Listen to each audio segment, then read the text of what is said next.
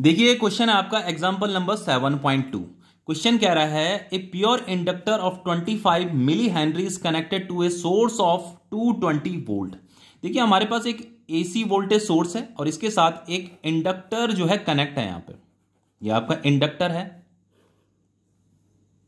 और ये जो इंडक्टर है इसका आपका इंडक्टेंस हमें गिवन है। ठीक है,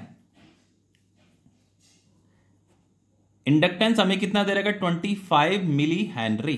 तो इसे अगर आपको हेनरी में कन्वर्ट करना है तो आप यहां पे इसे 10 की पावर -3 से मल्टीप्लाई कर दीजिए, ये हो जाएगा आपका हेनरी। और क्वेश्चन में यहां पे हमें ये वोल्टेज दे रखा है, इसे आरएमएस वोल्टेज बोला जाता है। ठीक है, आरएमएस वोल्टेज मतलब इफेक्टिव वोल्टेज।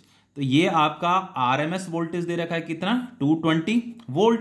हमसे पूछता है यहां पे फाइंड द इंडक्टिव रिएक्टेंस, हमें बताना है, आरएमएस करंट भी बताना है। If the frequency of the source is 50 hertz, frequency कितनी दे रखी है 50 हर्ट्ज हमें दे रखी है। सबसे पहले हमें इंडक्टिव रिएक्टेंस कैलकुलेट करना है। देखो इंडक्टिव रिएक्टेंस का सिंबल होता है आपका एक्सएल, इसके लिए फॉर्मूला होता है आपका ओमेगा इंटू एल। तो फाइनली हम इसे ऐसे लिख सकते हैं, देखो ये जो ओमेगा है, ओमेगा मतलब एंगुलर फ्रीक्वेंसी, इसका फॉर्मूला होता है आपका 2 pi into frequency. Angular frequency का फॉर्मूला यही होता है। ठीक है, और ये एल क्या है आपका इंडक्टेंस है, सेल्फ इंडक्टेंस। तो जस्ट वैल्यू पुट करनी है हमें यहाँ पे, 2 इंटू पाई की वैल्यू होती है आपकी 3.14, फ्रीक्वेंसी दे रखा है 50 हर्ट्ज, ये इंडक्टेंस दे रखा है 25 इंटू 10 की पावर -3।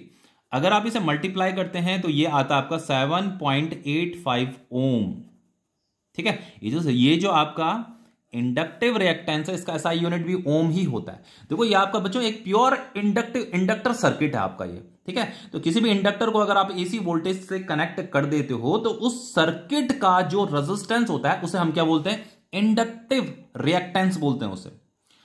और हमें यहां पे आरएमएस करंट भी कैलकुलेट करना है इन द सर्किट। ठीक है, तो देखो इसे कैसे कैलकुलेट करेंगे, आई आरएमएस इज इक्वल टू हो जाएगा आपका वी आरएमएस डिवाइडेड बाय इस सर्किट का रेजिस्टेंस। तो क्योंकि यहां पे इंडक्टर लगा हुआ है तो इस सर्किट का जो रेजिस्टेंस होता है उसे हम क्या बोलते हैं, इंडक्टिव रिएक्टेंस बोलते हैं। ठीक है, तो यहां पे ये इंडक्टिव रिएक्टेंस आएगा। देखो अगर यहां पे रजिस्टर लगा होता ना, अगर ये प्योर रजिस्टर सर्किट होता, अगर यहां पे रजिस्टर लगा होता तो यहां पे कैपिटल आर आता। अगर यहां पे इंडक्टर लगा हुआ है तो यहां पे एक्सएल आएगा जिसे हम इंडक्टिव रिएक्टेंस बोलते हैं।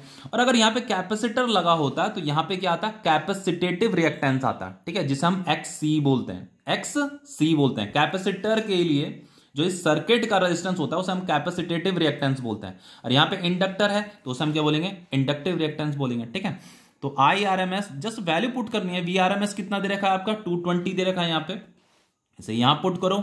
ये एक्सएल हमने यहां पे कैलकुलेट किया था 7.85। तो जब आप इसे डिवाइड करोगे तो डिवाइड करने पे आएगा आपका 28 एम्पियर। ये क्वेश्चन आपका कंप्लीट हो गया है।